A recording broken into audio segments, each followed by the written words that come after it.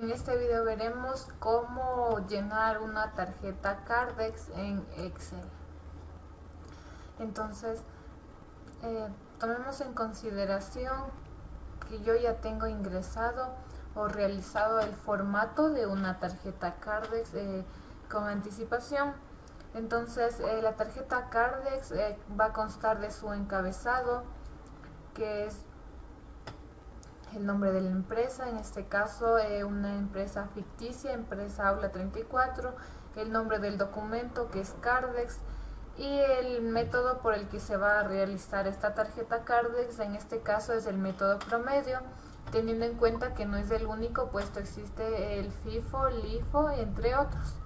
Entonces, otros datos, el nombre del producto, en este caso voy a hacer una tarjeta Cardex de un producto el cual es de televisores, unidad de medida por unidad, código del producto, en este caso ya está, total de existencia y otros datos que se irán llenando posterior y teniendo en cuenta según el proceso que se vaya dando.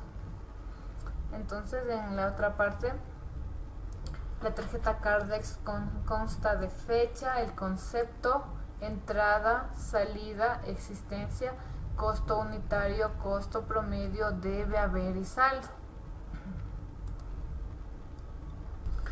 Entonces, vamos a ingresar ciertas fórmulas anticipadamente para que después, al nosotros ingresar las transacciones, sea compras, sea ventas del producto, que en este caso es los televisores, para que estas operaciones sean mucho más sencillas y tan solo ingresando los datos ya la demás información se vaya acoplando a lo que vamos ingresando.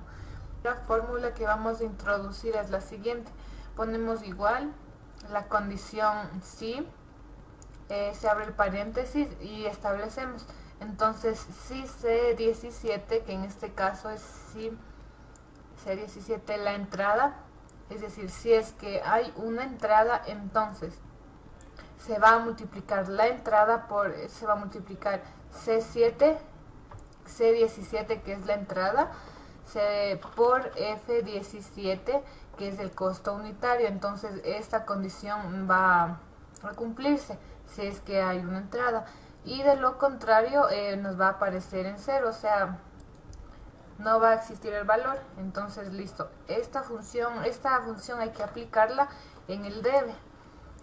En el haber, en cambio, vamos a aplicar la siguiente función. Entonces igual si, en cambio aquí es D17, D17 corresponde a una salida. Entonces, si es que existe una salida, entonces se va a multiplicar la salida por G17, que es el costo promedio. O de lo contrario, ponemos las comillas, que no va a existir. Entonces damos un clic y ya está aplicado. En cambio, para el saldo la función va a ser la siguiente: ponemos igual, mencionamos la función si, abrimos paréntesis y señalamos la C18, que en este caso C18 va a ser la primera transacción, sea cual sea la que se dé esta.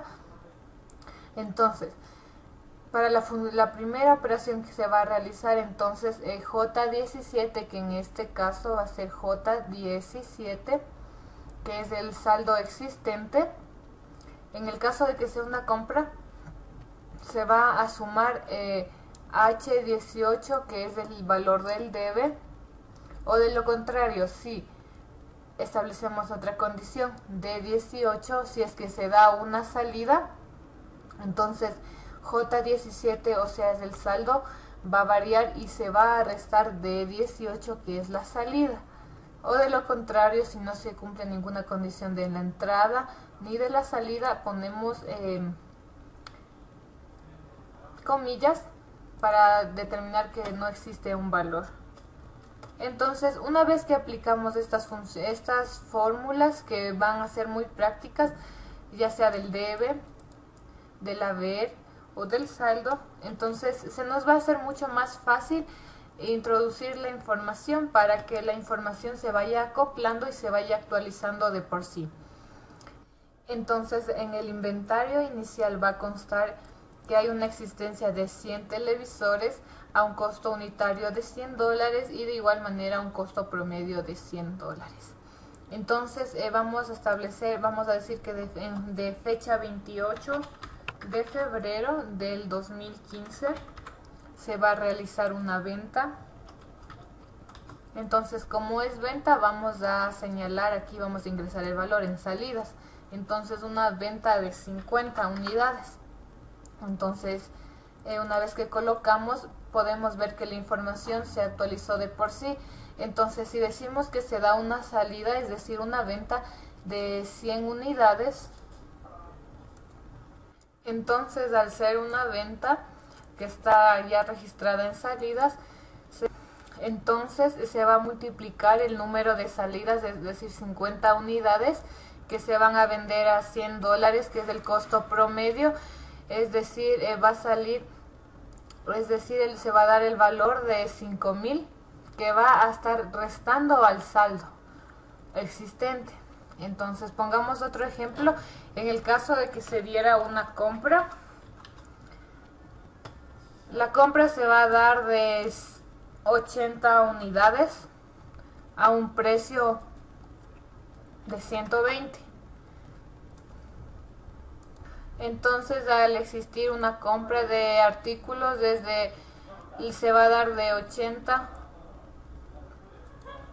Entonces, las 80 unidades que van a ingresar van a entrar a un costo de 120. Cabe destacar que al haber las entradas, siempre el valor en el saldo va a incrementar, como es el caso, que en esta compra en el debe se aumentó $9.600 que afectan positivamente al saldo. Entonces, de esta manera podemos ir aumentando las diferentes transacciones, ya sean compras o ventas de este artículo en sí, en nuestra tarjeta Cardex, y con las fórmulas que inicialmente pusimos se va a realizar de una manera más fácil, puesto los valores tan solo van a ir cambiándose automáticamente. Eso es todo en cuanto al uso de la tarjeta.